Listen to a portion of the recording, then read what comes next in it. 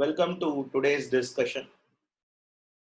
We have made our initial discussion relating to uh, on the basic aspects of supply, and we have understood generally the term supply, and broadly the scope of supply would come from four broader parameters, where generally the term supply is defined under section 7(1)(a), and in case of import of services, yes, we would call it also as a supply defined under 7(1)(b), followed by our today's schedule of discussion would be more on schedule 1, schedule 3, and then schedule 2. Schedule 1, transaction or activities or transactions treated as a supply done even without consideration, or activities or transaction are not treated as supply, which is schedule 3. Now, coming back here, actually this four together, let me repeat, four together: general term supply, import of services, activities done with consideration, plus all those activities which will not be treated as supply. When we sum up all these four, all this four would be treated as, a supply. And for abundant caution, and to come out of various challenges that the government has in terms of determining whether a particular transaction is a supply of goods or supply of services. What government did is, government has went and specifically has brought in a activity which is called as schedule 2. Purpose of schedule 2 is to decide whether a transaction has to be treated either as a supply of goods or as a supply of services. That's all. It has to be treated as what? Is that it has to be treated as a supply of goods, or it has to be treated as a supply of services. That is going to be the sole intention associated with it. So coming back here, all that need to be noted down over here is, as far as section 7 is concerned, that is the basic founding section relating to a term called as supply. On the other day itself, we have did elaborate discussion. I'll just brush up that point, as some of you would have missed those sessions, or just we are all aware when we last closed our notes, books, discussions, and when we open up, we have our own challenges associated with it. Coming back here, when it comes to all forms of supply of goods or services, some fundamental questions that need to be noted down over here. All forms of supply, it could be a sale, barter, exchange, lease, license, rental, whatever be it, made or agreed to be made by a person for a consideration in the course or furtherance of business. If 5 ingredients are present, no doubt it would be treated as a supply generally. Similarly, in case of import of services, all those, in case of import of services, so import of services, first one requirement is that, what is import of service? Supplier should be outside India, recipient should be in India, place of supply should be in India. Then only it will be treated as import of service. In case of import of services, if it is made or agreed to be made by a person for business purpose or other than business purpose, both would be treated as supply of service. That is what is the huge or that is what is the most moot point here. In fact, in import of service, what is that we are learning new? Well, it already does not form part of your general supply. It already forms part of general supply. But the catch in case of import of services, specifically been defined that the import of service can be for a business purpose. The import of service can be for other than business purpose. I believe I have already given an example. I'll go back to that same example.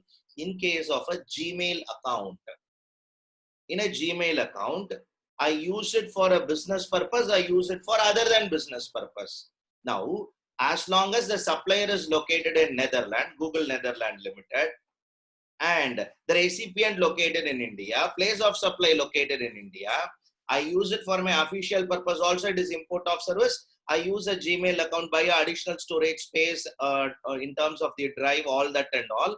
For a personal purpose, also it will be treated as again an import of service. That's the twist in the whole discussion. Otherwise, let me repeat it. If they would have used a word only for business purposes, then there is a no charm in 7.1b. It is already forming part of your what?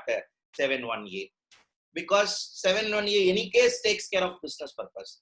The charm of 7.1b comes in that the services that are going to be used for furtherance of business or even for non-for business, that makes or that brings the charm. So, not only here, where actually we will learn the importance of this is not here when we were going to discuss after place of supply, a fellow by name called as OIDAR services, Online Information Database Access Retrieval Services, OIDAR services. Now this online information database access retrieval services, this fellow, take up this fellow, online gaming, any movie streaming facilities which are provided through online, any cloud computing, cloud space provided through online, or it is going to be any kind of journals, e-journals, digital content that are provided through online. All these people are treated as OIDAR services. In case of OIDAR services, though the respective company which makes the Google Play Store app or the Apple Store app and position itself in that app located outside India, and Indian consumers are using it in a very great way after paying certain money associated with it. No doubt, the respective app company is engaged in a supply of services very specifically for the Indian grounds. It would be treated as an import of service. And I'm sure all of you are all final student, all of you read earlier this law at one level. So the next discussion I can make it here itself. I believe if I say something, you would be able to cross link it instantly. I'm sure all of you are all aware. In case of import of service, there is it is liable under forward charge or it is liable under reverse charge. Import of service is liable under forward charge or reverse charge. For the last 8 minutes, I've been continuously speaking. So you have to come up with your answer. I have to take rest. Type your answer. Import of service is liable under forward charge or reverse charge. Good. Yes, quick. When 4 of the people virtually present can answer, I personally believe everybody can answer. Quick, fast. Correct. Shweta, Vishwa, Hari Prasad, Nagaraj. Quick. Haripriya, Mohan. Quick. Yes. Vivekananda, check your answer. Denmoli. Vivekananda, check your answer. Vignesh. Good. My intention is very simple. Absolutely. In case of import of service, it is liable under reverse charge. Now, recollect, all of us know. Only the recipient in India is liable to pay tax. But just be reminded, if it is for business purpose, only reverse charge applicable. If it is for other than business purpose, wait and watch, you will understand that it would be liable for forward charge. We would have discussed this topic at a one step earlier level also. But at that time, getting associated with this minute point would be little difficult. But mark my word, it would be more easy now to get associated. For that reverse charge, this is the lead. For that OIDAR, this is the lead. And you have to get connected. If you see a case study question, if you see a scenario question on OIDAR, your journey of writing should start from supply. Import of service, of this particular OIDR services is a supply. 2, next 3, then it has to go like that. Any case, coming back here, my intention is just to give a lead for them. Getting into today's very crucial discussion. Schedule 1 transactions. In fact, section 7.1c, section 7.1c comes out and gives a model where activities specified in schedule 1 made or agreed to be made even without consideration would be treated as a supply. So technically it is like a deemed supply category. I'm sure a lot of us would have had a experience of deemed supply. Deemed supply means, sir, actually it is not a supply, but government want to tax this transaction for government's own understanding, or the law wants to identify, pick and choose this transaction and tax it.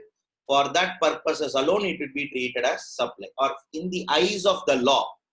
You can put it in a more formal way. In the eyes of the law, it is treated as a supply. Having said this, section 7.1c, the activities mentioned in schedule 1, which is made or agreed to be made, would be treated as a supply even if it is done without consideration. That is to say, park the consideration point. If 4 ingredients are present, there is a form of supply. It is made or agreed to be made by a person in the course or furtherance of business. Sir, consideration point, sir, we will not ask. For which transaction? For the transaction which are prescribed in schedule 1. For the transactions which are prescribed in schedule 1, we will ask only 4 questions, just 4 questions.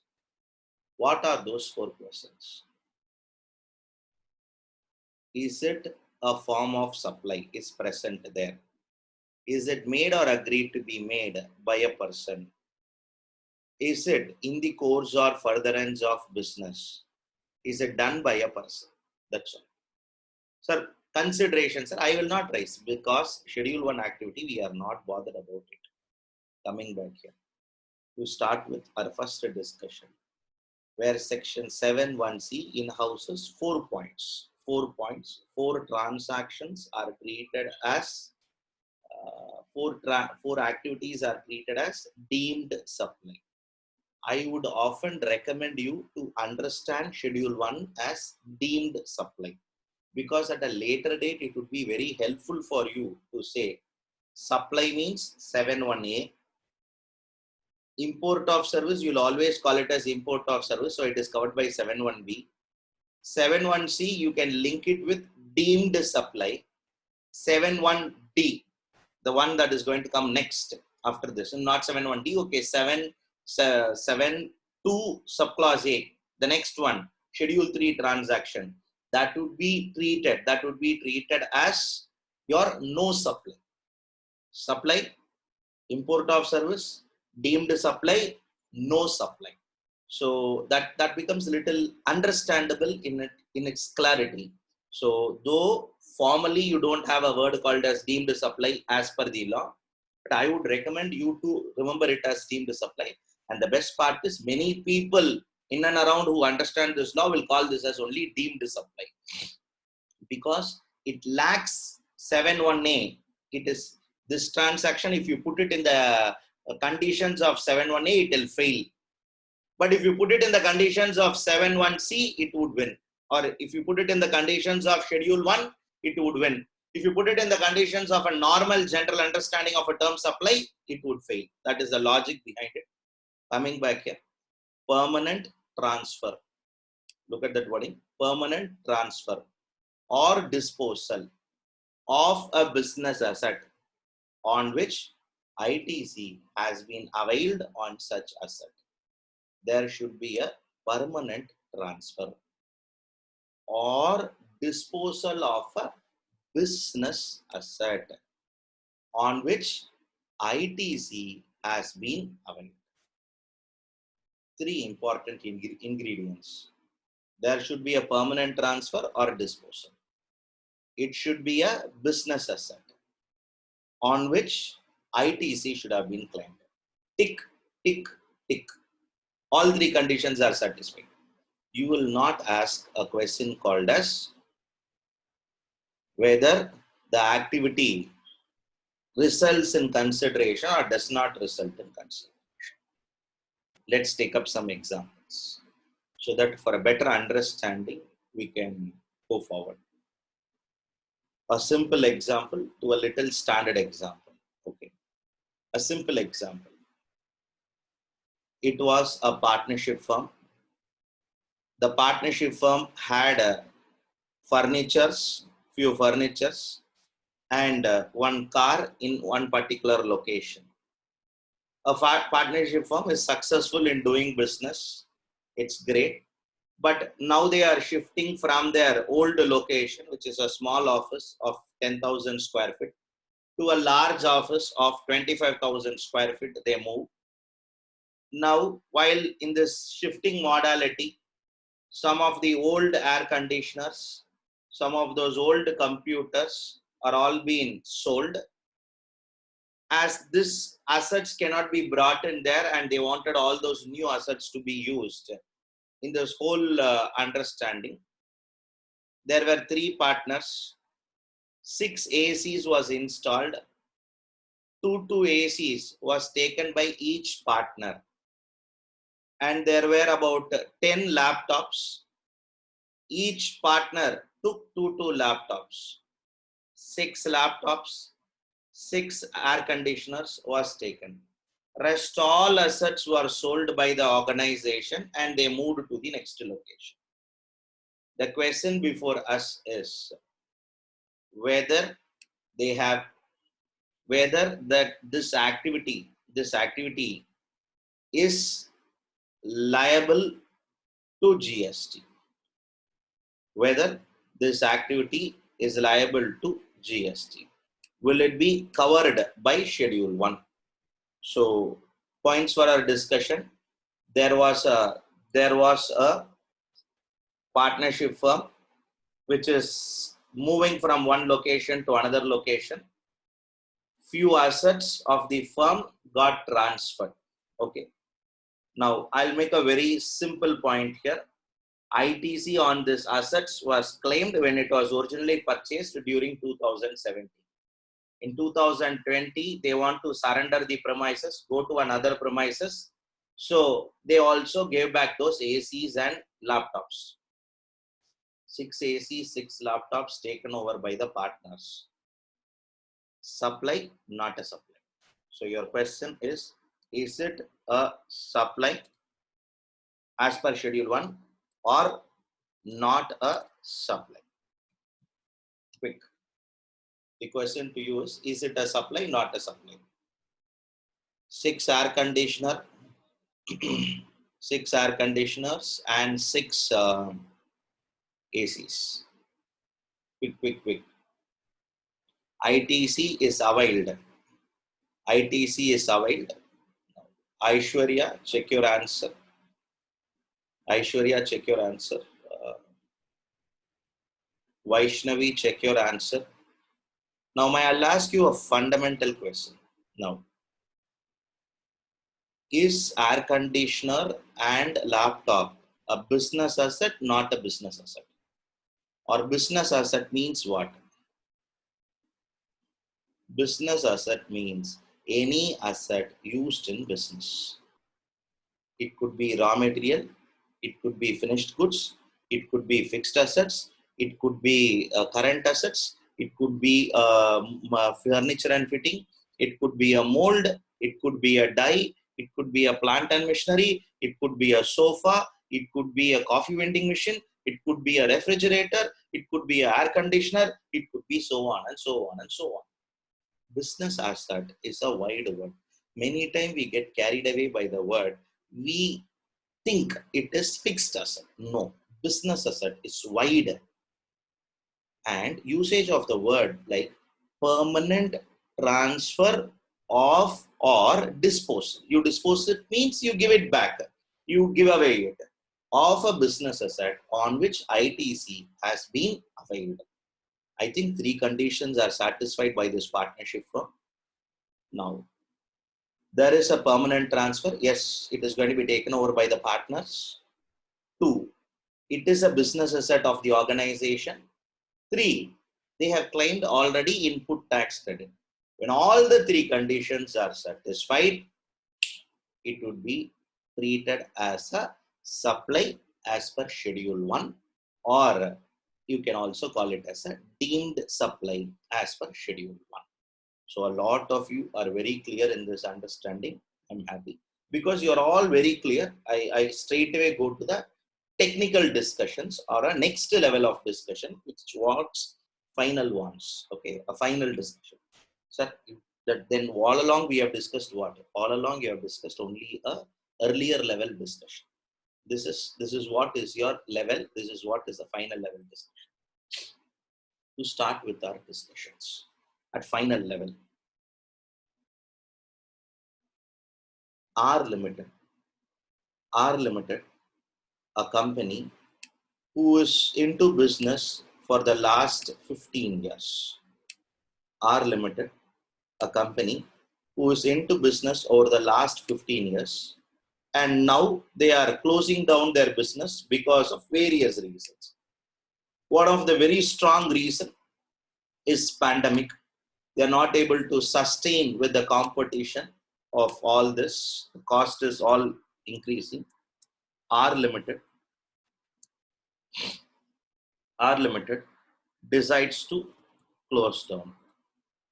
R Limited decides to close down his operation.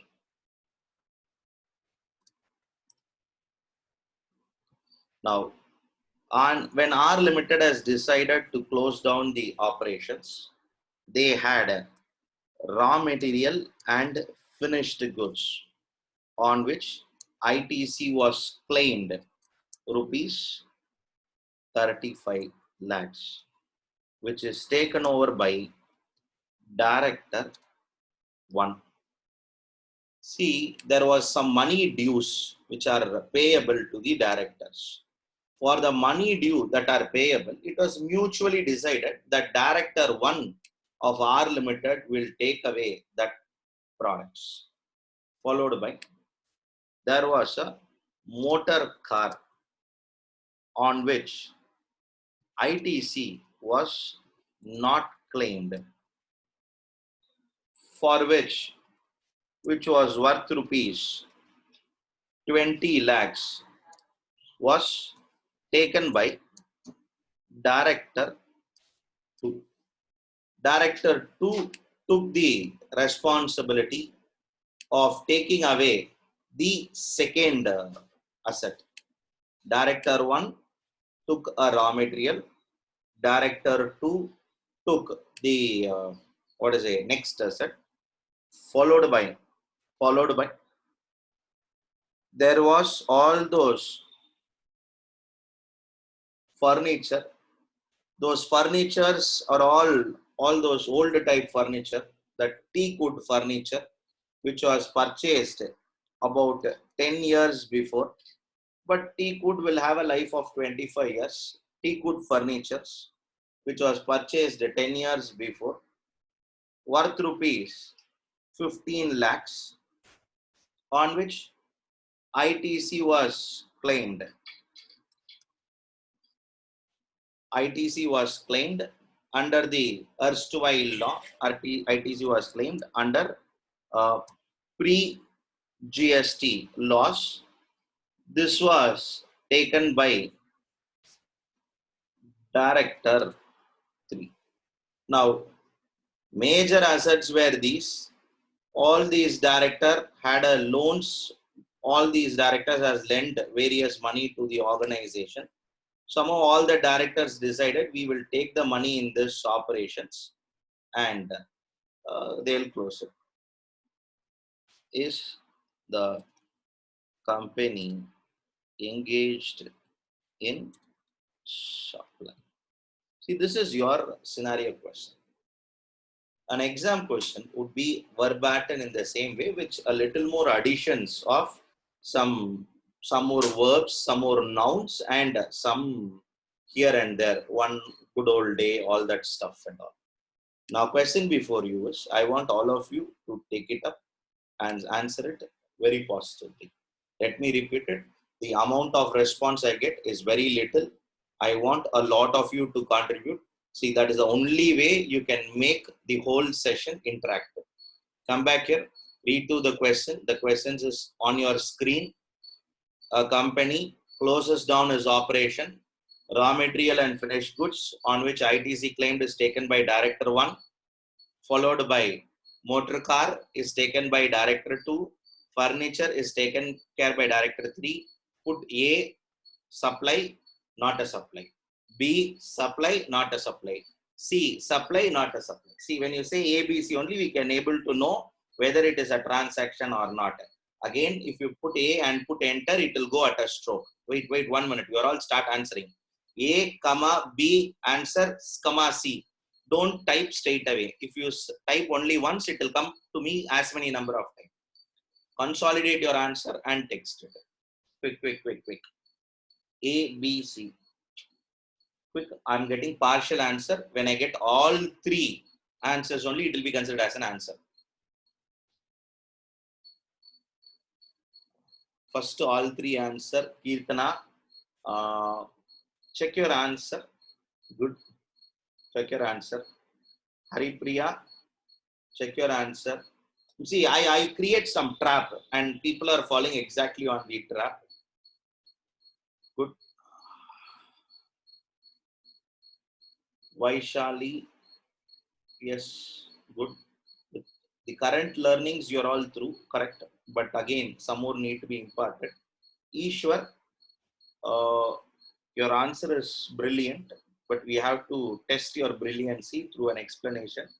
Can you explain why you took a different position for a particular transaction, preferably transaction number C? When the whole world goes on a different direction, you took a different direction. Can you explain the reason? Ishwar, Aishwarya through, Nandini through.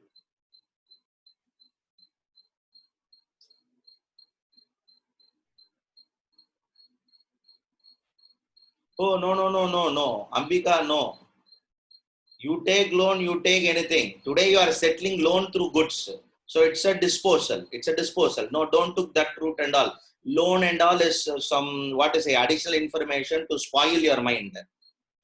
From the company's perspective thing, today company is transferring. Go to supply. Supply includes transfer. And transfer will include a permanent transfer under schedule 1. So loan, that vagera informations are all just to take you to a wrong trap. And if you go by that, no, it won't work out. Come back here, quick. Kirtana, Vaishnavi. Ishwar is coming up with a new proposal. See, almost all of you are all on the answers that A, it is a supply because business asset, permanent transfer and ITC claimed. B, it is not a supply because it is a business asset. There is a permanent transfer, but ITC is not claimed, so it is not a supply. C, sir, again, business asset, ITC claim transfer. ITC means what ITC? ITC means an ITC claimed under GST or under earlier law also. Sir, morning and all, you should not make us to think like this. See, I'm happy a lot of you are all correct. See, which means what? You are done with your transactions. That's all. No doubt, this is a supply. Again, come back here. This is not a supply. Done. When it comes to question number B, we have to think about, question number C, we have to think about it. Is it supply or not a supply? It is supply or not a supply? Because I get two answers. Only one or two came up with a proposal of not a supply. A lot of you are all in supply. See, it should strike to us. It should strike to us. It will be not a supply Why it will be not a supply? Because ITC is not claimed under this law. ITC is claimed under the earlier law, erstwhile law. Sir, how I will know it is claimed under erstwhile law? I think I've given you two leads. One, 10 years. Consciously in an exam background, I'll give only 10 years. ITC claimed only I'll give. I would not give the word pre-GST. Because it is a classroom discussion, I make it as a pre-GST specifically. Now that pre-GST will not be there because at a final level, that is the greatest hint. Okay, 10 years should be, it should strike to you. Once it is 10 years, it is credit is claimed under erstwhile law. And ITC is a word defined under GST. Input tax credit means credit of input tax. Credit of input tax means credit of CGST, SGST, IGST. So if I would have taken VAT credit, if I would have taken excise credit, then that should not be treated here. Let me repeat, it is a school of interpretation. Sir, are you trying to say then it is not liable to GST?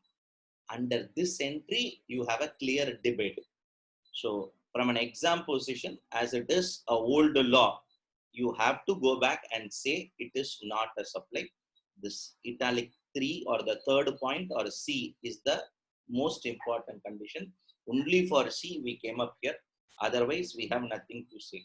However, there is another school of thought which comes out and says, sir, that credit I have transferred through a transactional credit form to GST, then is it not an input tax credit? In my humble view, if someone reads through the definition of input tax credit, they'll get convinced by themselves that it is not forming part of your discussion.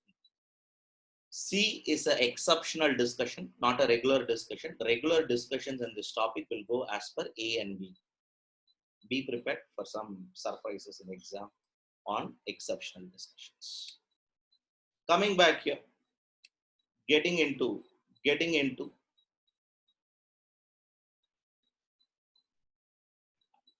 it is just tax which will be liability to take credit if we paid. Balaji, I don't understand your question, Balaji. Can you be a little more specific? Or if you want me to unmute, I'll unmute you. You can raise your hand so that will come on top of my list. It would enable me to unmute you.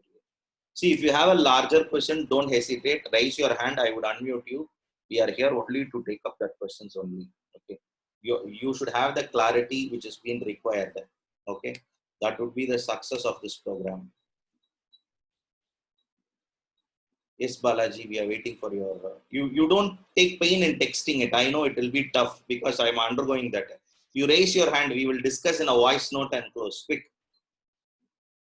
There below your participants button, there will be left hand side raise hand. Click that button, you will come in the top. Okay. For me, to me, not to you, to me. Of course, for you also, it will be on the top. You're always on top, I know. Yes, Balaji. I just said for explanation for ITC, sir. What is ITC? You asked me between. So I just texted that we can take credit once we pay the tax. No, not alone that. If you go back to ITC definition per se, definition is, we have a definition for ITC in the CGST law, which says input tax credit means credit of ITC means credit of input tax. When you go back to again another definition, input tax means what? It will go back to this 4 credits: CGST, SGST, yes, sir. IGST, UTGST. So indirectly, the ITC word referred here is relating only to a GST ITC and not to a erstwhile law ITC. No, that's why I meant, sir. I just consider GST law only, sir, not pre-GST law. Understood. Done. Thank you. You can mute yourself. You can lower your hand by yourself. All at your end. I will not do anything. Okay. Done. Thank you. So that sums up the first part of our discussion, and this takes us quickly to the next part of our discussion. In case of, if any of you have doubts, yes, kindly, I'm ready to take it up at any point in time. Before that, coming back here, the second part of this discussion takes us to supply of goods or services between related person or distinct person as per section 25. That related person or distinct person should be as per section 25. And it is made in the course or furtherance of business. So any supply of goods between related person or distinct person would be treated as supply. This takes us to two important words called as related person and distinct person. So there should be a supply of goods. There should be a supply of goods between related person and distinct person. That related person and distinct person should be as per section 25. I would say not like that. Related person as per section 15. Distinct person as per section 25. And it should be made in the course or furtherance of business. If it is a transaction between the supplier and the related person on a personal count, let me repeat, on a personal count, then it is not made in the course or furtherance of business. If it is on an official count, then yes, it would be made in the course of furtherance of business. We have an exception to this discussion that we will come sometime later. Prima facie goods or services between related person. Who is this related person? We'll go back to that discussion first. As far as related person is concerned, the definition for related person is into explanation to section 15. Explanation to section 15. Once section 15 is over, below they have inserted an explanation. For the purpose of related person, for the purpose of this act, the most crucial word. See, whenever there is an explanation inserted, that explanation can be for that section. That explanation can be for that particular chapter.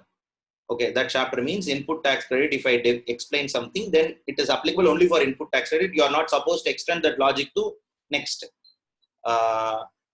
Sometimes explanation will come for the purpose of this section. It can be this section. It can be this chapter. It can be this act. Final, we have to learn all this. Sometimes we have to see through the explanation and read it in very carefully. Explanation. This explanation is for which purpose? For this section or this chapter or this act. This act means throughout everywhere you refer related person, it will be applicable. This chapter means that 5-10 sections which is inside that chapter alone, it is applicable. This section means only for that section. You have interesting to note in GST explanation, which are this section, this chapter, and this act. You are reading currently this act explanation. Come back here. Explanation. That explanation below section 15 below explanation says the word related person means where they are officer and directors. Such person or they. I'll use the word such person itself to get that law acquaintance. Such person means, who is that such person? Supplier of goods, recipient of goods. Supplier of services, recipient of services. Such person are officers. Such person are legally recognized partners in business. Such persons are officer and director. A's company, B is officer, B's company, A is officer. Possible? A company, B is director, B company, A is director. And a transaction happens between A and B. Related or unrelated transaction? Related transaction. Legally recognized partners. They are, or such persons are, legally recognized partners. A, B, C and Co. C, D, E and Co. Common partner here, connecting partner is C. A, B, C and Co. will procure raw material, process the goods and make a semi-finished goods. That goods will be procured by C, D, E and Co. where goods will be sold from here to here. Is it a transaction between related persons? Yes. Or these two persons are called as related persons. Yes, I will not even go to transaction. Is these two people are called as related persons? Yes. Coming back. Services provided by the employer to employee or employee to employer, whatever be it, employer-employee are treated as a related person, where any person directly or indirectly owns, controls, hold. All three are three important words. Owns, control, or hold. You own means you directly own it. But sometime in certain businesses, you will not own, but you will control. Your controlling stake will be with you. Again, it is not out of equity shares. You control that business or you hold that business. Either you control or you hold 25% or more of equity stake or partnership share or something where you have a stake more than 25%. I think we have completed a definition of GST and Goods and Service Tax Network. If you carefully note, nowhere the 25% was present. Yes or no? Be very clear. Central government had 24%. State government had 24%. Of course, LIC had 11%. Other ICICI Bank, NSC, HDFC Bank and HDFC had 10, 10, 10, 10, 10. Careful thought process. Okay. Idea is that short. If you have more than 25%, then it would be treated as a controlling stake. Controlling stake. Of course, substantial interest is 20% as per the Companies Act. But here they want that more than 20%. And again, that word is very clear. It can be direct and it can be indirect. A Limited holds on B Limited 90%, 90%. B Limited hold on C Limited 60%. Now, a transaction happens between A Limited and C Limited. A transaction is going to be A and C, but in between B you have A holds only on B 90%. When A holds on B 90%, which means indirectly A holds on C on that 70%, 90%. Yes or no? On that 70%, 90% means, which is roughly about 63% of C's stake indirectly held by A, if you could able to appreciate that mathematics involved in it. Okay. A holds on B 90%. Yes. B holds on C 70%. Again, 30% of B is held by somebody else. 10% of A is held, 10% of B is held by somebody else. This be the background. A indirectly hold C. These are all very, very, very important area. That too, in practice, when certain decisions are taken at the practice of this law, we have to be careful over here. Or one of them directly or indirectly control the other, which is basically a controlling stake, which is generally we will call it as more than 51%, which is going to be a holding company, subsidiary company. That is where that control will come into, followed by where both the companies, both of them are directly or indirectly controlled by a third person. How A Limited and B Limited can be controlled by some same person? Very simple. They are hailing from the same parent. A Limited and B Limited has a common parent. Yes, related person. A Limited and B Limited has a common subsidiary company. Together, they directly or indirectly control a third person. You are controlled by parent company. You control child company. See, just to understand in a layman's language. And in case of individuals, they are members of same family. And the definition does not stop. Wherever they refer person, it includes only it also includes a natural person and legal person. Out of abundant caution, they write this, plus all those sole selling agent, sole agent, sole concessionaire, all will be treated as simple as that. Complete agent fraternity is treated as a related person. So you will have about 8 different types of people who are treated as related or related person. Officer, director of each other business, legally recognized partner, employer, employee, any person directly, indirectly owns a controlling stake of more than 25%. They are controlled by a company. They are where they are controlled by a company. They control a company, and they have a holding company, subsidiary company, where it is controlled by another company, members of same family. Okay. Yes, it would be treated as your relative.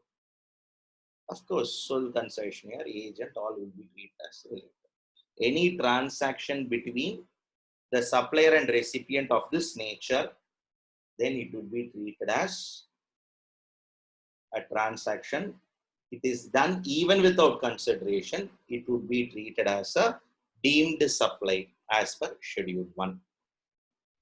Moving forward, in case of distinct person, Section 25 subsection 4 and Section 25 subsection 5, both sections, 25.4 and 25.5, both sections. A person who has obtained or required to obtain more than one registration, whether in one state or union territory, or more than one state or union territory, shall, in respect of each such registrations, be treated as distinct persons. See, let me repeat it. A person who has obtained or required to obtain more than one registration. So, it is a company, S Limited, who has an office in Tamil Nadu. They have to take registration in Tamil Nadu. Same S Limited has an office in Karnataka. They have to take registration in Karnataka. S Limited has an office in Andhra Pradesh. They have to take a registration in Andhra Pradesh. Then each of those places where they have already registered or where they are about to register would be treated as distinct person. Where a person has obtained or required to obtain registration in a state or union territory in respect of an establishment. Sir, what is the difference between the earlier paragraph and this paragraph? I'm highlighting that establishment. That is the word. That is, if you are already registered and having office and registered, you will be covered by 25.4. You have office in that place, but you have not obtained registration, which means you are having an establishment. Establishment means office is there. Who has obtained or required to obtain a registration in respect of an establishment, has an establishment in another state or union territory, then such establishments be treated as establishments of distinct persons. The only difference between 25.4 and 25.5, if you are registered and you are going to be a good person, you will be covered by 25.4. You have hided yourself, not intimated to government, silently running an office in that state without registration, then you will be covered by 25.5. You have a establishment and you have another establishment in another state, then any transactions between these two establishments would be treated. Why I want to highlight honesty? Because many of the service providers are not interested in taking up so many registrations. This problem you will not have with people who deal in goods. This problem you will have only with people who do in services. Because They will have a software company in Karnataka, Bangalore. They will have 10 people working in a flat. This is a live example. 10 people working inside a flat in Chennai. I know at least 15 software companies in this model. And best part of it, all 10-15 people who come to that flat day in, day out before the pandemic, they all work in laptop, but they come because they want some kind of control. For that purposes, they come. Actually, everybody is paid a contract employment. Contract employment means they are all not in the muster roll of the company, payroll of the company. They are all being paid a specified fee. A professional fee is being paid. They are in contractual employment. And I'm talking of one of the well-established software company. Now, the point that I want to drive home is, then it doesn't mean that software company which got registered in Karnataka has a establishment in Tamil Nadu. Are they registered? Are they required to obtain registration? No, no billing from Tamil Nadu. So then in Tamil Nadu, what they do? Execute for head office. Can able to understand? If you do bill from Tamil Nadu, you will take registration. No billing. I will only do a support to whom? To my establishment. Then you are covered by 25(5). Understand? Maybe at an earlier level, we will not emphasize much to what is the distinction between both. At an earlier level, intention was first to inculcate a thought that between two a transaction happens, it would be treated as a distinct person, and it is a deemed supply. Now we are all aware of that. A next level discussion. You have already registered, you are about to register, and you are a registered person, and you are going to deal with it in a very clean hands. 25(4).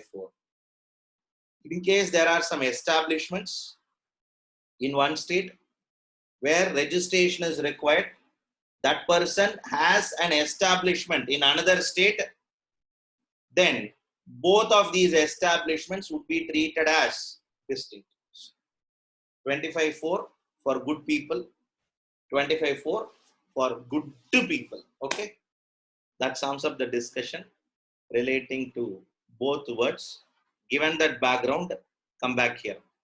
So there is going to be a supply of goods or supply of services between related person and distinct person. No doubt it would be treated between related person and distinct person. It would be treated as a supply. Moving forward, are there any exceptional discussion? Yes, only one exception. In case any gift given by the given by the employer to employee up to rupees 50,000 in a financial year, then it would not be treated as a supply. Okay.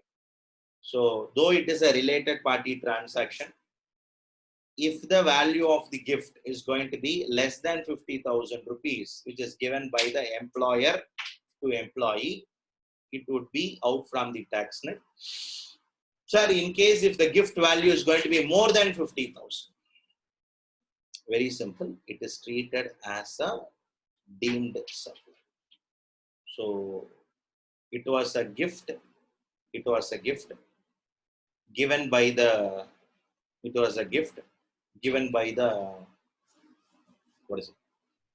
employer, a particular Maruti car to its employee. Car worth rupees 4 lakh rupees or 4.5 lakh rupees. Very simple understanding. When the car is going to be given by the employer to employee, then the respective employer or that transaction would be treated as a deemed supply. No doubt about it. Yes, it is leviable to GST. Coming back here. The discussion that we made was an exceptional transaction, but for this, all the other transactions would be covered here. In fact, I am not much bothered about a term called as goods because goods are physically movable in nature. When factory send goods to its branch, we would be able to know that yes, the factory is sending goods to the branch. when material moves from branch 1 to branch 2, located in different states, then we would be able to know through some document, delivery challan, e-way bill, that there is a movement of goods happen, and the physical stock in branch 1 will come down and branch 2 will go up. As a company as a whole, stock remains same. At least you will have trial in your transaction when it comes to goods. When it comes to services, how are we going to determine the transaction? A chartered accountant office has presence in Andhra Pradesh, Karnataka, Kerala, Tamil Nadu. A chartered accountant's office is located in all 4 locations: Andhra Pradesh, Karnataka, Kerala, Tamil Nadu. Well-established firm. Over the last 40 years, the firm is in existence. In case of such well-established firms, the question before us is only one thing. All these establishments or all these firms which have such larger presence, their client will be present throughout the region. So throughout the southern region, they have a base. Though the client belongs to the Andhra Pradesh office, the client had a GST registration in Tamil Nadu, and there was a representation that need to be done in Tamil Nadu. I'll give you 2 options. Client is a client of Andhra Pradesh office, but that Andhra Pradesh Andhra Pradesh office client has a work to be done in Tamil Nadu.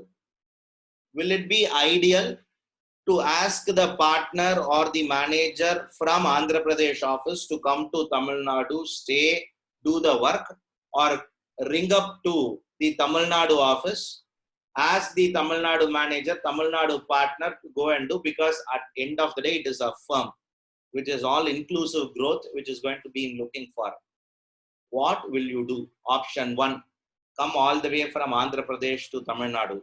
Option 2, ask the Tamil Nadu partner to do. Option 1, option 2, what you will select? I want option. I want you to share your views. Option 1, option 2. Yes, quick. 1 or 2, that's all you type. Option 2. Option 2.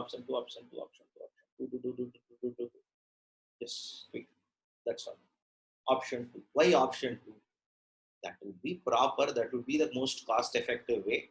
And already you have a team partner, somebody who is specializing in taking care. It's just a representation. Now, the partner in Tamil Nadu went, executed the work.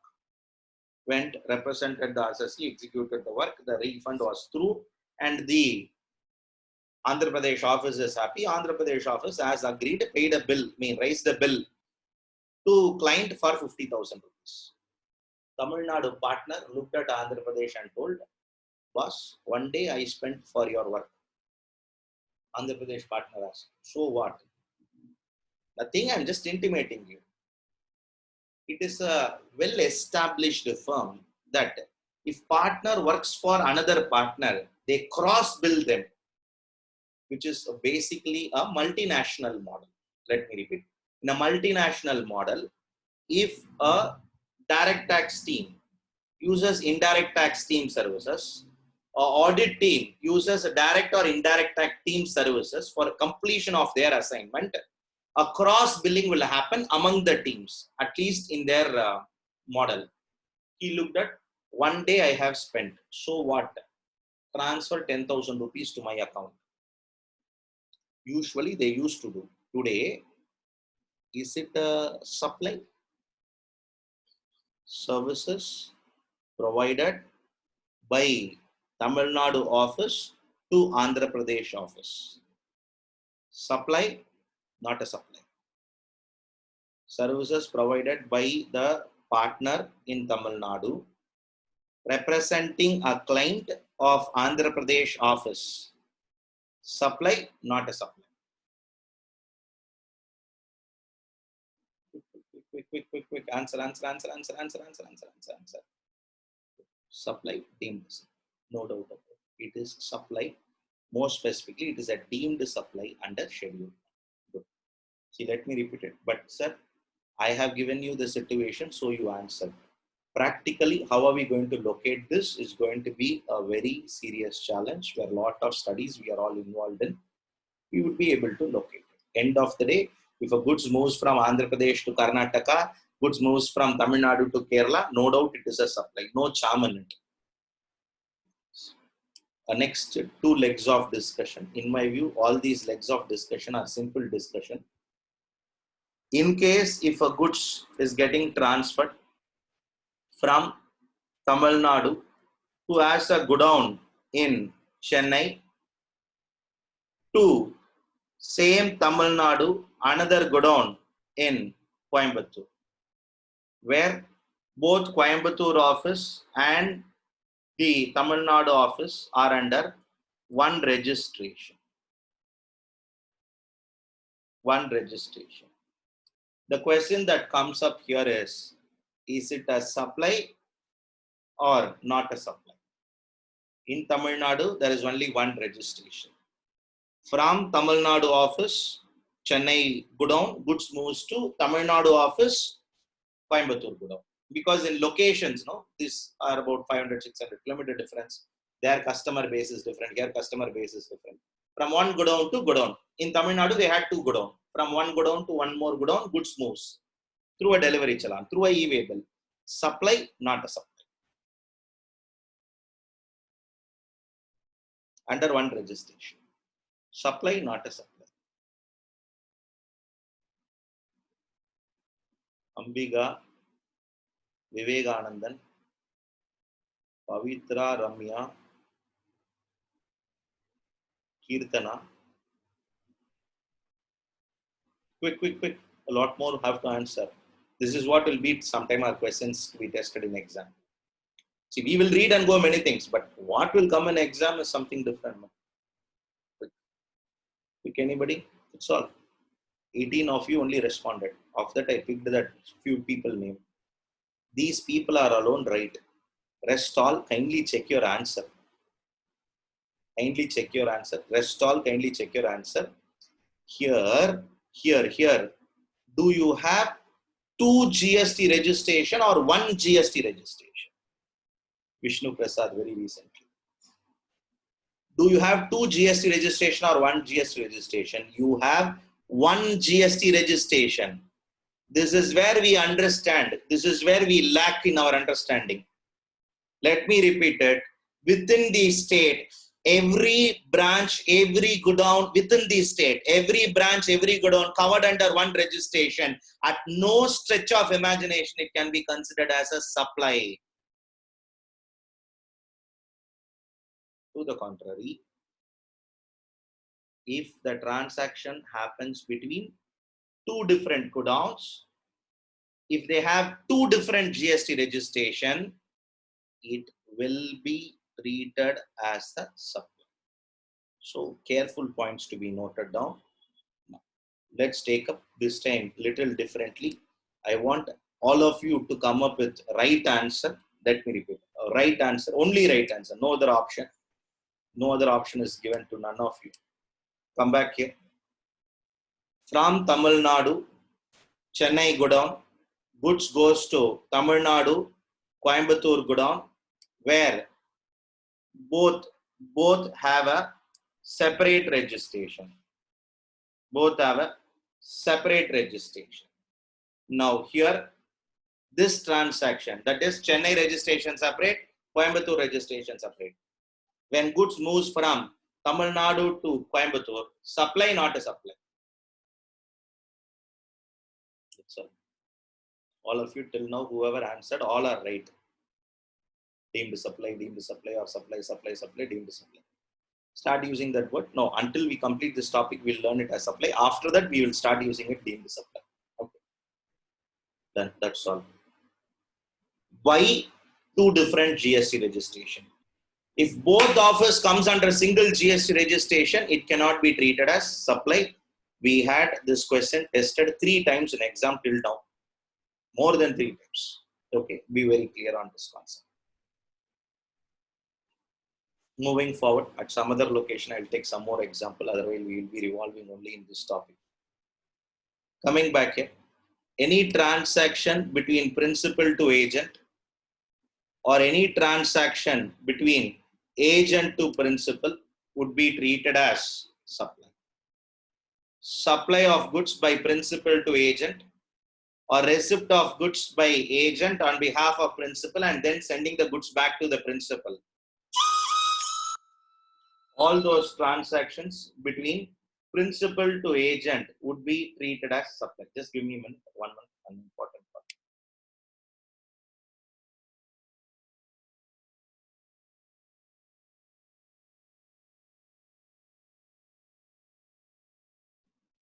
Sorry for an unscheduled interruption.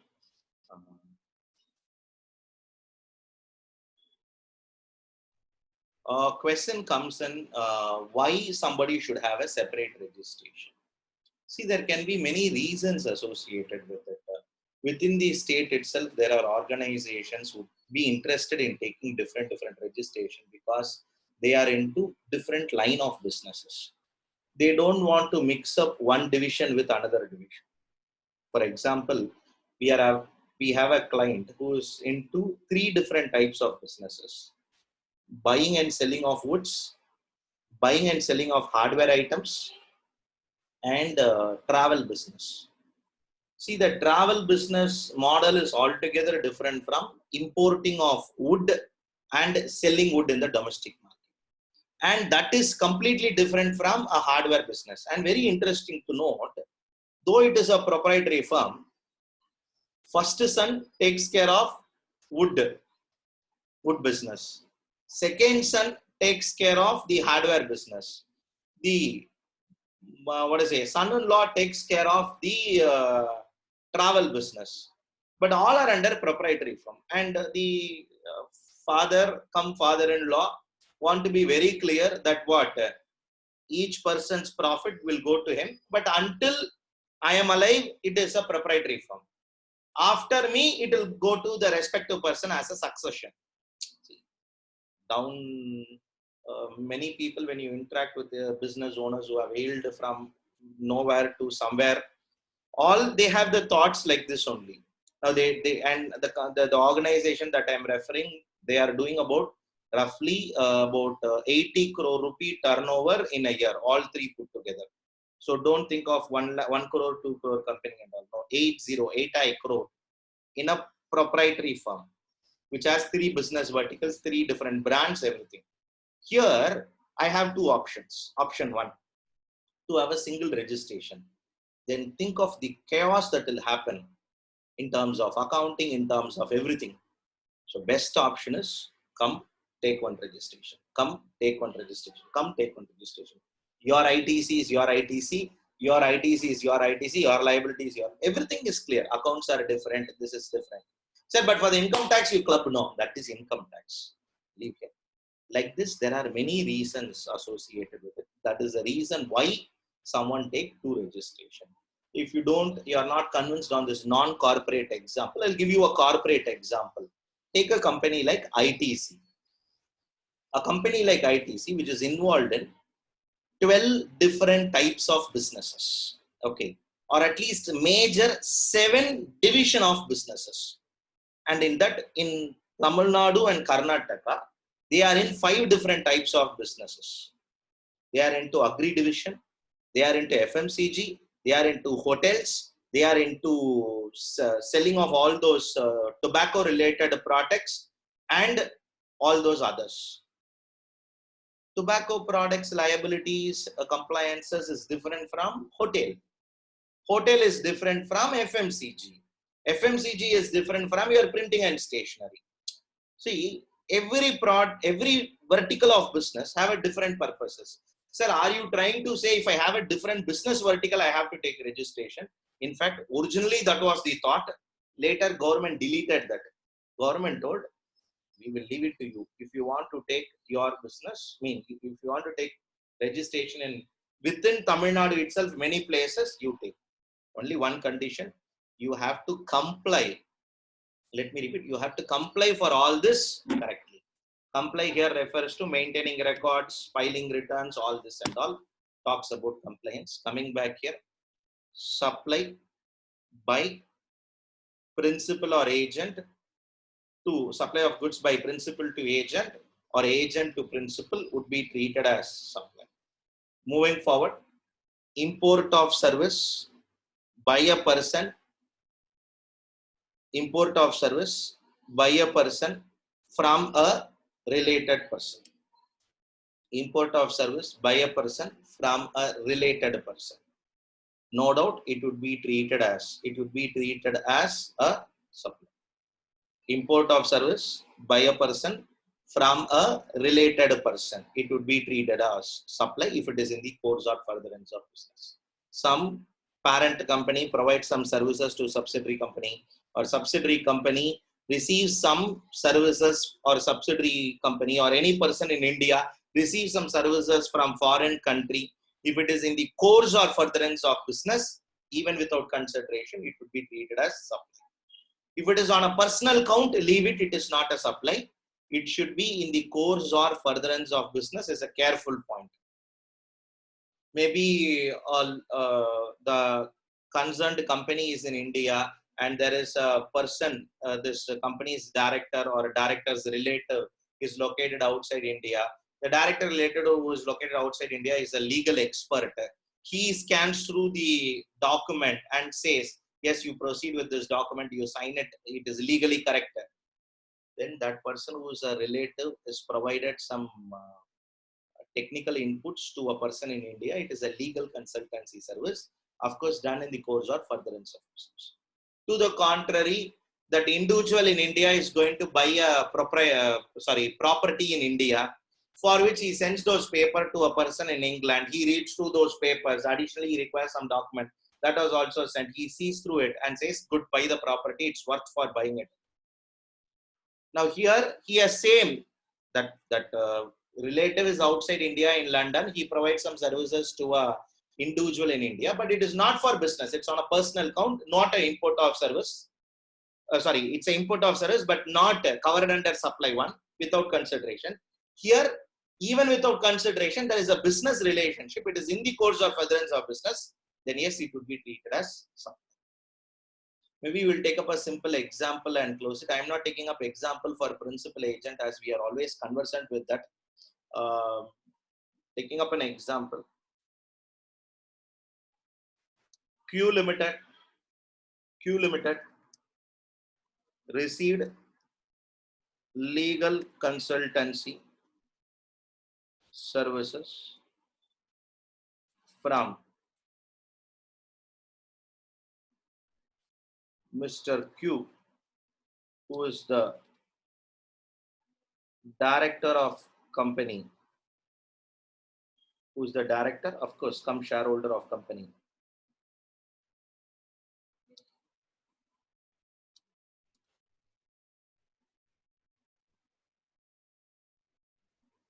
Mr. Q's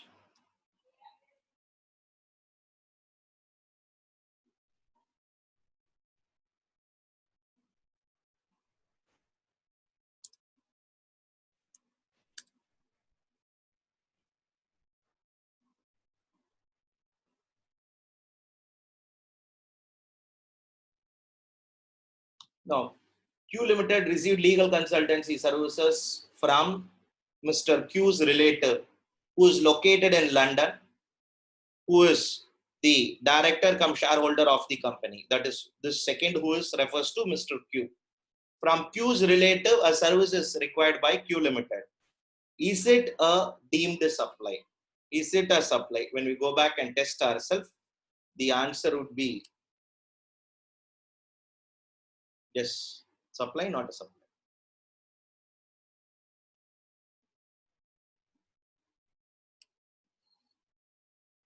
The answer would be very comfortably supply. Now, this time it is not Q Limited. It's Mr. Q who received the services on a personal ground. Then it would not be of course, not a shareholder and all. For some purchasing of property, at that time it would not be a supply. So you have to get into the transaction, read through the transaction, analyze it, and then only you can answer it whether it is a supply or not a supply. I think great beyond this. Moving quickly into your next aspect. Schedule 3. As far as Schedule 3 is concerned, activities or transaction is treated neither as supply of goods nor as supply of service. Neither supply of goods nor supply of service. What are these activities? What are these transactions? Any services provided by employee to employer in the course or in relation to employment.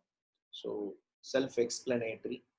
I am not stepping in much, but be aware the bulk of the community, working community, would be out from the GST. They are engaged neither in supply of goods nor in supply of service. Which means what, sir? No supply. In one word, Schedule 3, you will call it as no supply. In one word, Schedule 1, you will call it as deemed supply. No supply. It is neither a supply of goods nor a supply of service. Services by an employee to employer in the course or in relation to his employer. In the course or in relation to his employer. It would be treated neither as supply of goods nor as supply of services.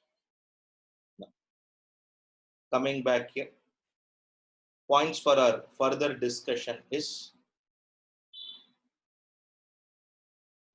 all those services provided by any court, tribunal against these court and tribunal will collect some small money for rendering the justice, that whatever money that are being collected, it would be not leviable to GST. Service by way of any court or tribunal established under any law for the time being in force. Then it is not a supply. It is no supply. So all those money or all the, I will rephrase it, all those services provided by employee to employer in the course or in relation to employment, no supply. All those services provided by court or tribunal after collecting some money, no supply. Any money or any services provided by MLA, MP, mayor, councillor who are performing various duties, which are all by holding an office, office of MLA, office of MP, office of mayor, office of councillor. By holding an office, they are all paid one money. Again, it is not a supply.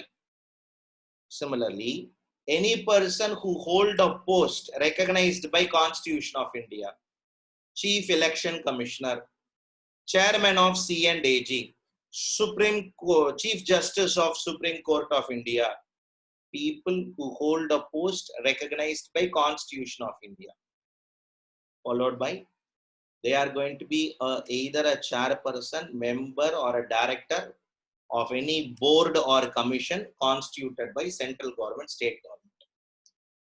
Services by employee to employer, no supply. Services by court or tribunal, no supply. Any services provided by MLA, MP, mayor, councillor, no supply. Any services provided by a person who is holding a post which is recognized by Constitution of India, no supply. They are going to be chairperson, member, mayor, councillor. They are going to be a chairperson, director, member of a board or a commission constituted by central government, state government, then no supply. If you carefully note, for everything, government appoints one board, one commission, Human Rights Commission. There are directors, there are members. They are paid some money. Yes, exempted. There is a CMDA board. There are members. Again, they are paid some money. Exempted. There is a Metro Water Board. There are members. Again, they are paid some money. Exempted. So they may be a member. They may be a chairperson. They may be a director. Okay, whatever be it. It could be your electricity board, tourism board, no. Whatever. In all these positions, you have people, they are not, they come attend the board meeting and walk away. In those circumstances, this is how it has all happens. In this background, in this complete background, yes, it is going to be a specific transaction. These transactions are, it is not treated as supply. Followed by funeral, burial, cremation or mortuary related services. The last service provided to the departed soul, no doubt it should not be taxed and all. That is why often we used to say birth is taxable, death alone is not taxable. Okay? It is a game that is being played in the taxation from birth till end death. From birth till death, taxation is certain. Only question is, in death, it's not treated as no supply. That too, funeral, burial, cremation, mortuary, those services. See, for cremating, some money if they collect, for mortuary related services, for embalming the body and storing it for some time, mortuary related services. Yes, exempted. For cremation, of course, in few states there are no money collected, but in few states money is collected even for cremation. Yes, there is a supply. Followed by same in the case of during funeral or burial related activity. Whatever money involved in it, yes, all are out from the tax net. Schedule 3 transaction, no supply. Followed by, that's a repeat slide. Sale of land, sale of land, sale of building is no supply. If land is sold, building is sold, it is no supply. If in case such land is subject to paragraph 5 of schedule 2. What is paragraph 5 of schedule 2? Means construction services. If it is a land relating to construction services, then it is not covered here. Then it is covered there. It is a simple sale of land. It's a sale of building. Then it will be treated as a supply. Followed by all those actionable claims. No doubt actionable claims are good, but when you read through this, all actionable claims are goods other than lottery, betting and gambling. So if it is a lottery based actionable claim, if it is a betting based actionable claim, if it is gambling based actionable claim, then it is a goods.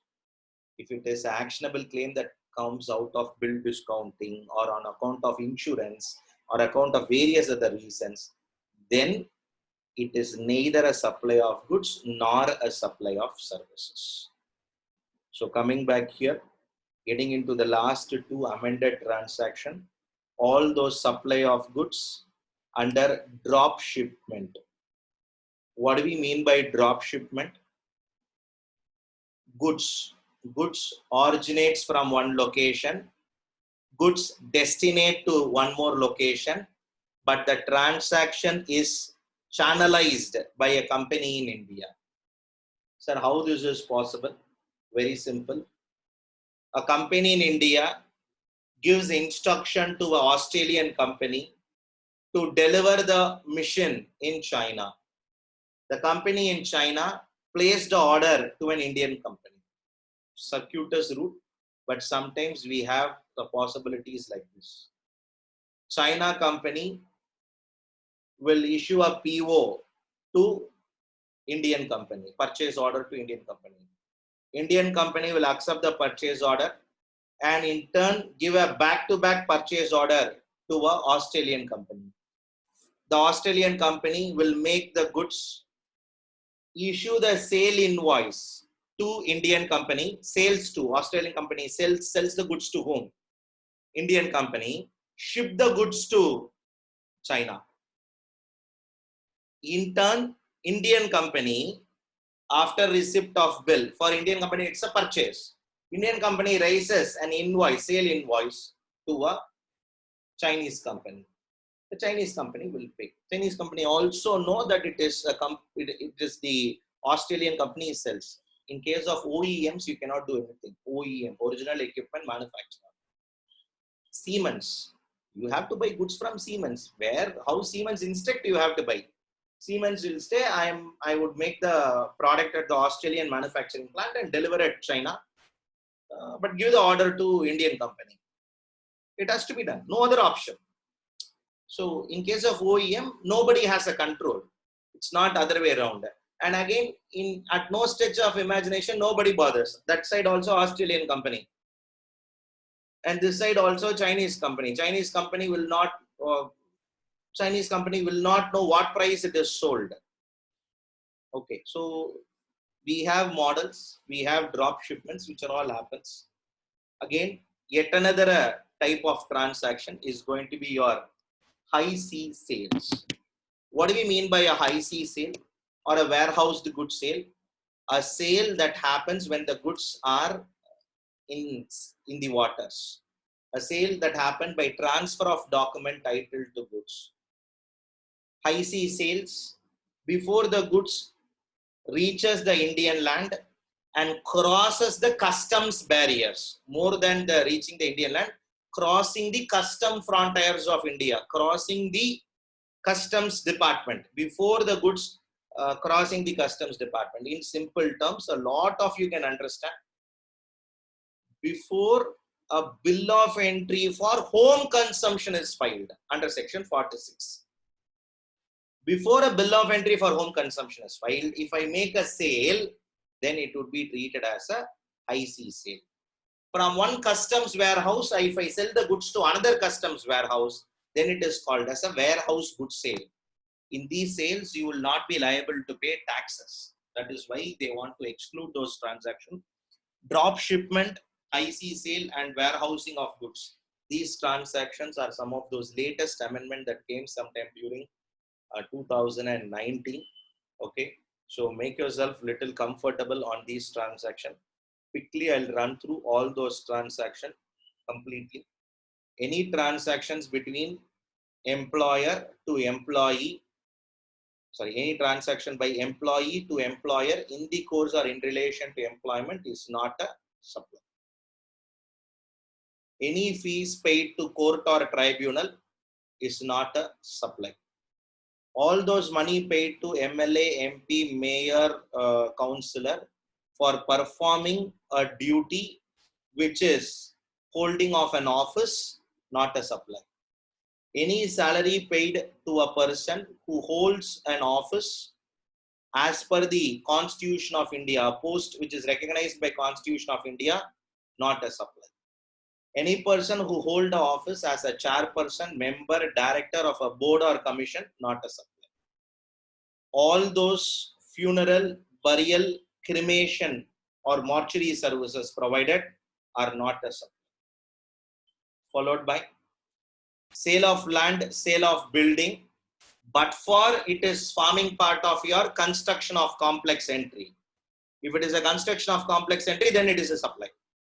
It is not a construction of complex, then it is not a supply. Vanilla sale, vanilla land I sell, plain building, already constructed building I sell, then it is no supply. Actionable claim other than lottery, betting and gambling is not a supply.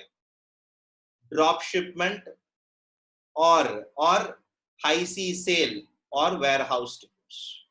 If we carefully note, these transactions are treated neither supply of goods nor supply of services. Consciously, I refrain to take up examples because I want to test all examples as questions to start with our whole discussion.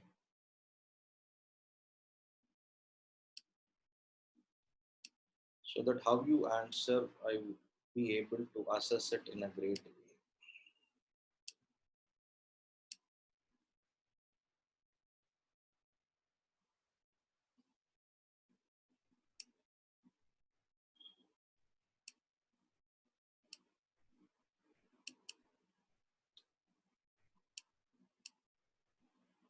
First of a kind of transactions.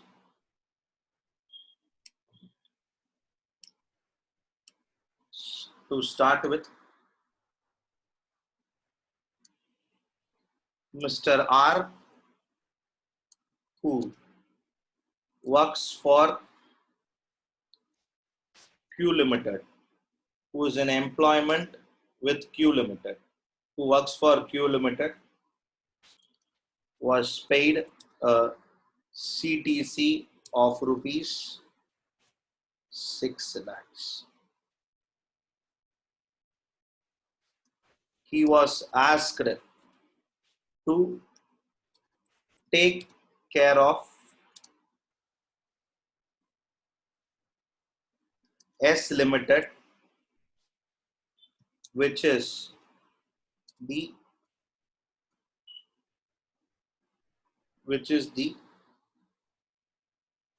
directors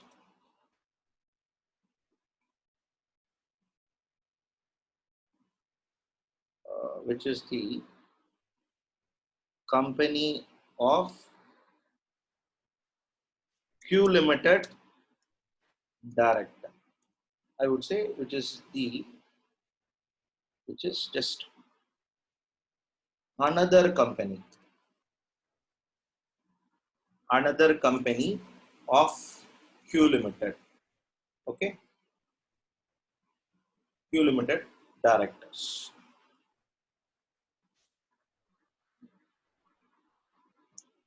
Mr. R was paid rupees 50,000 for closing the books and compliances for FY 2018-19. Is it a supply? Question is on your screen. Make yourself comfortable. Let me repeat. So hope all of you could be able to view the question, understand the logic behind it.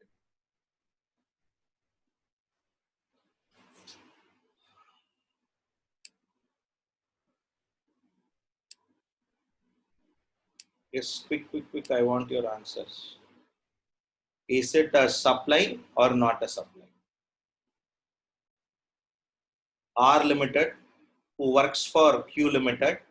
Q Limited will have a director, and that director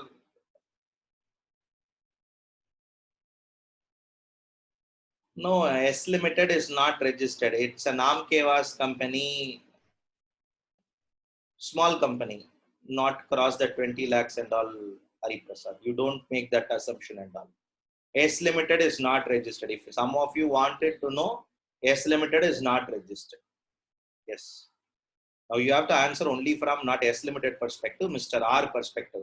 Is it a supply for Mr. R? Yes or no? That's all. Supply, not a supply. Is it a supply for Mr. R only? For Mr. R, is it a supply or it is not a supply? That's all.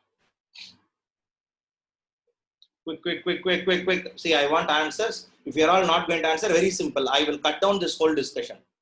I will cut down and go to the next topic. Typing here, okay, waiting for your answer. All that is extra work for me. And nobody is going to incentivize for all this and all.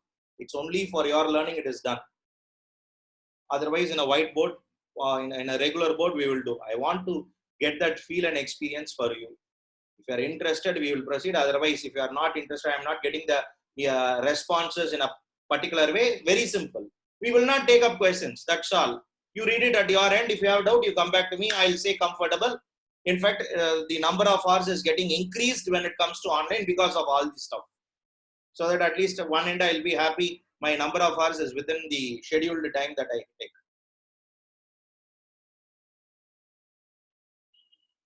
Coming back here.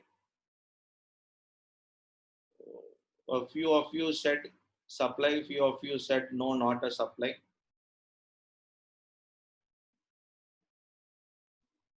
Company is not constituted by government. Kirtana, I don't understand that logic. Why company is constituted by government?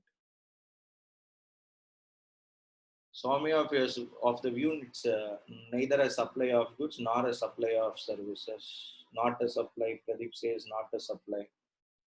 Deepak says not a supply. Vidya says not a supply. Not a supply. 1 minute.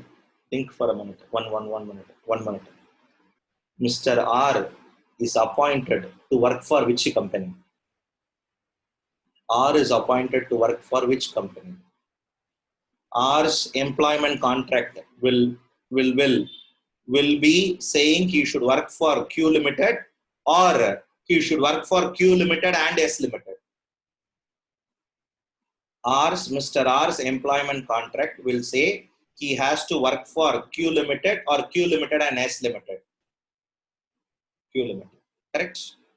When R's contract is going to be saying that he has to work for Q Limited, then a very fundamental question, let me repeat, a very fundamental question arises that then why he does this work for S Limited, sir? R knows the director of Q Limited. His director says, I have one company. Now kindly close that company. Some works, coordinate with the chartered accountant, ensure that compliances are done. R takes up that work as an assignment separately, does it, and completes it. Mr. S is happy because the whole compliances are taken care. S incentivize Mr. R efforts by giving him 50,000. So, is the activity of Mr. R is in the course in relation to employment or not in the course in relation to employment? I want with explanation your answer. Is it in the course of employment or not in the course of employment? The activity carried out by Mr. R, is it in the course of employment or not in the course of employment? Activity carried out by Mr. R is not in the course of employment. So, it is a supply, it is a deemed supply as per Schedule 1 or not a supply. It is a deemed supply under Schedule 1. Now, how it would change, sir, if it is in the course of employment? Mr. A, who works for Q Limited, was paid a CTC of rupees 6 lakhs. CTC of 6 lakhs. And he was asked to take care of S Limited, which is a subsidiary company of Q Limited, and as per contract of employment,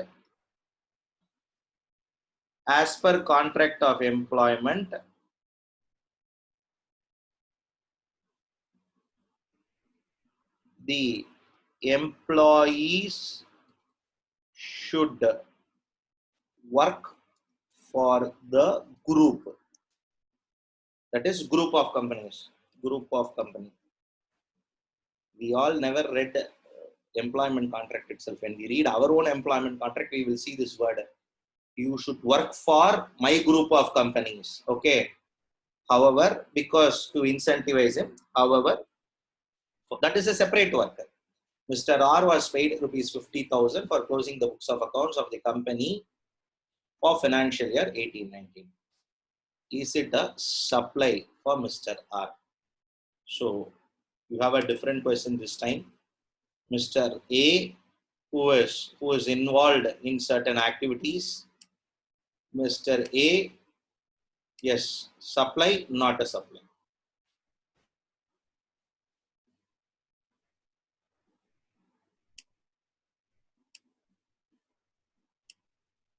Yes.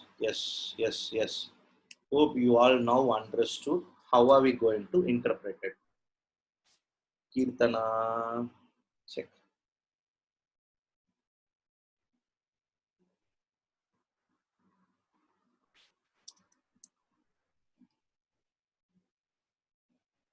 See, it is not a supply because in the course of employment. Let me repeat it. These are the key words. If these words are present in your answer only, you are entitled for marks. Otherwise, don't expect mark. Let me repeat it. See, you have to answer very convincingly, saying that in the case of Mr. A, as per the contract, employment contract between Q Limited and Mr. A, employees are asked to work for their group companies also. As S Limited is a subsidiary company of Q Limited, they are working for the group, and though a consideration is paid, it is again in the course or in relation to employment, hence it is not a supply. To the contrary, earlier one, R Limited was asked to work only, Mr. R was asked to work only for Q Limited. So hence it is a supply. And moreover, R did a work for director's company. Director's company here. Mr. Q, the director is a, let me repeat, the director is one among the director in Q Limited. Director is not the owner of Q Limited. Okay, even otherwise, the whole show is different. So it is in the course of employment, not a supply, not in the course of employment. No examiner will give you lead. This is in the course of employment. This is not in the course of employment. You have to read through the situation and come up with a correct proposal. Coming back here, getting into some more transactions.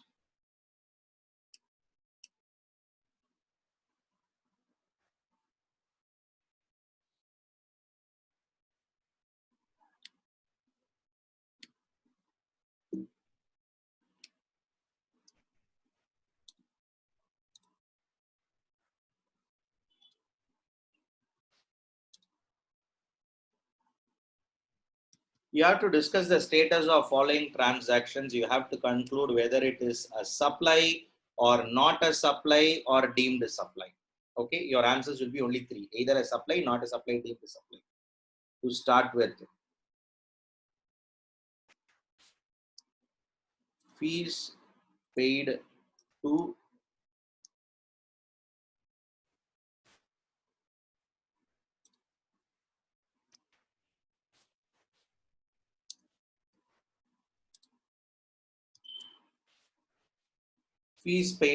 Madras High Court by R Limited. Okay, wait for a minute. I have 4-5 transactions, then we can take it up together. That would be better. Otherwise, in my chat box, all answers would be bundled. You type and keep it at your end. At one go, you can send it. I know. The time at which I type, the time at which you type will be, you will be faster.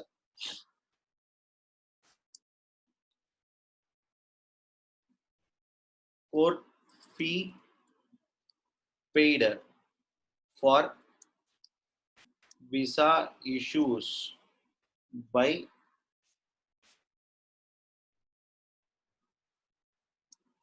Infotech Limited in USA, amounting to $2,500.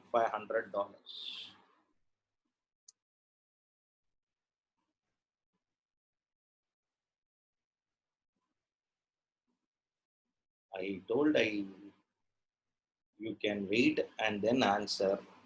I believe all of us understand English. Okay. Coming back here, getting into a next situation.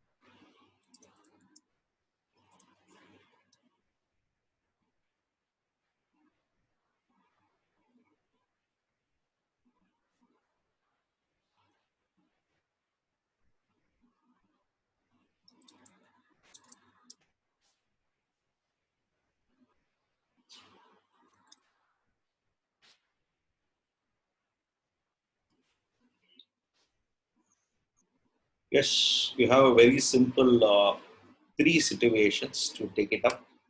So you can answer at a go. So whether it is supply, not a supply, preferably individually answer. Even your answers are common also, either a supply or not a supply. So supply, not a supply, what it is, deemed a supply.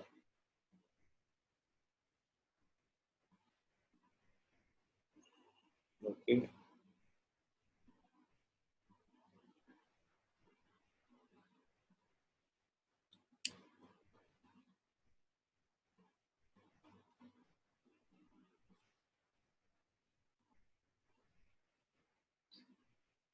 Kirtana, can you check C?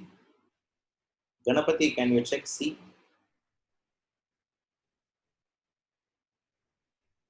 Vivekananda, can you check B?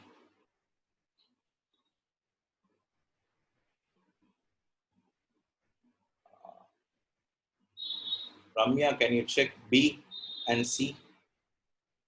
Nandini, you have to check B.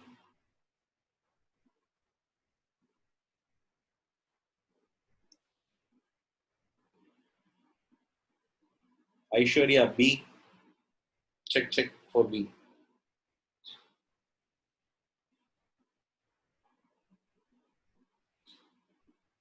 Deepak, check B. Pavitra, you have to come up with an answer for B. Sir, I don't know.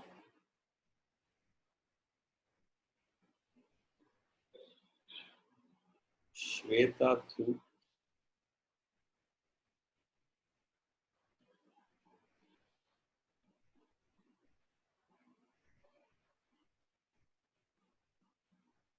Kirti and Shweta as of now through.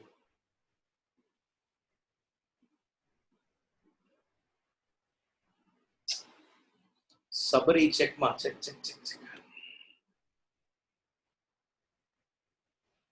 Balaji, check B.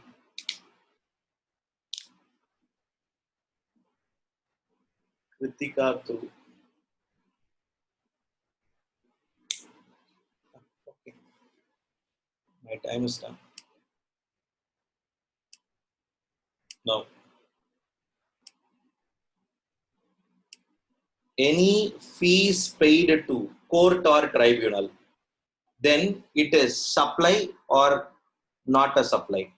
Or you can say no supply. It is not a supply. Any fees paid to any court or tribunal under any law for the time being enforced. This is what is the word used. So it is not a supply. If this be the case, now to file a writ before the writ courts of Madras High Court, R Limited pays rupees 15,000, not to an advocate, as a court fee they pay. Then you have to look here only from the court's perspective. From the Madras High Court perspective, it is not a supply. To the contrary, same situation would be applicable when it comes to your,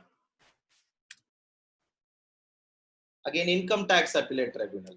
See, tribunal is one step below the high courts. First at the commissioner levels within the department, then tribunal, then your high courts. High courts entertain more question of law. Tribunals entertain more question of fact. Tribunal are the final fact-finding authorities. Tribunals are. In an income tax tribunal, appeal money paid to an income tax tribunal of a particular company, whatever be it an individual. See, somehow I thought somebody was coming up with a proposal. It is an individual, so taxable. Here you are looking from a high court and an appellate tribunal perspective. You are not looking out from a recipient perspective. I don't understand this logic.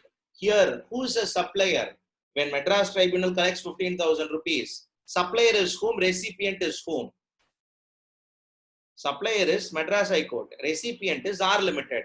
When an appellate tribunal New Delhi collects 25,000 rupees, who is the supplier? Appellate tribunal is a supplier.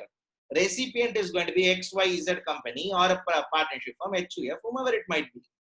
When money is collected for appellate purposes, then it is not a supply. However, if you carefully read the provision, at final this is important. Under any law for the time being in force. Any law for the time being in force means it's a law of land in India when a court fee paid in USA for in the USA courts, no doubt it is a supply because it is not a fee paid in India. So a few of you got it right. Let me repeat it. Somehow you are all thinking it only from a recipient perspective. I want you to change that thought process. You have to think it only from a supplier perspective. Here you should have looked in from High Court perspective, appellate tribunal perspective. That is what is the intention of it. But in any case, that requires a little more detailing. Broadly, these are your discussions relating to first two entries. Like that, we have another 4-5 entries to take it up. Plus, a schedule 2 is also being there. For the day, at this level, we will close. Let me repeat. At this level, we will close. And there are certain other discussions which need to be taken out. That we will take it up in our subsequent sessions when we meet again. Until then, for the day, signing off. Thank you all for a effective and patient listening. Any doubts? Yes, I'm available for another 1 or 2 minutes. You can unmute and ask yourself. Thank you. Yes, Vivekananda, you can unmute yourself. Sir, for B, their company, Infotech company, which is paid fee for in USA, I consider as it's foreign company, which is located in USA itself. Is it right then? If it is a company located in USA, then there is no charm in discussing here. It's a transaction that happens outside India. No. Okay. See, when you will have a visa issue, when somebody from India goes outside India, they say that it is a personal trip and go, and they do a business deal there. See, often this is the issue with majority of the software companies. You have to take a business visa and go to those locations. But people take a personal visa, they'll take a travel visa and go to those locations. So because of that reason, it would be taxable. So any fees paid to tribunal other than located in India shall be considered supply, right, sir?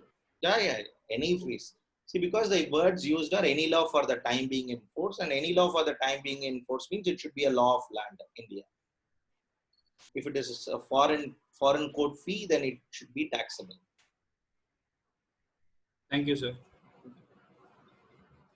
Sir, I have a doubt, sir. Yes. Sir, does sale of alcohol to abroad amount to GST, sir? Like, will we treat it as what is that, zero rated? Sale of alcohol will not be brought into the scope of GST. Yes, sir. So even if you're going to sell it to abroad, you're not considering it under GST. See, when you are not covered by a law, whether you sell outside or you are going to sell within India, I am not bothered about it. No. Okay, sir. Thank you, sir. Thank you. Sir, example B previous sir. No. If you're going to go for a place outside India, okay, there Yes, are sir. visa requirements. You have to go only with business visa for a business purpose, travel visa for a travel purpose, okay, and a medical visa for a medical purpose. So if when there are categories of visa, and if it is visa has been misused, always there is a fine that will be levied. They will be produced before court. Formalities are there. Here, one company employee is sent outside of India, Okay. and he get caught. Okay. Okay, sir. Actually, originally immigration allowed. Later on, he get caught. Assume. Okay. Okay, sir. And he's produced before the court. From India, that company will fight for its employee. No. At that time, if they pay a fee, then is it a supply or not a supply? Is the question before us. After finding the fraud. After finding, yeah. Yes, sir. He goes successfully, attends the meeting, supply, comes sir. back here, no issue. Okay, sir. He was being detained by some other person. The competitors are informed that fellow does not have a business visa but engaging in business. Okay, sir. Okay. Thank you, sir. That time.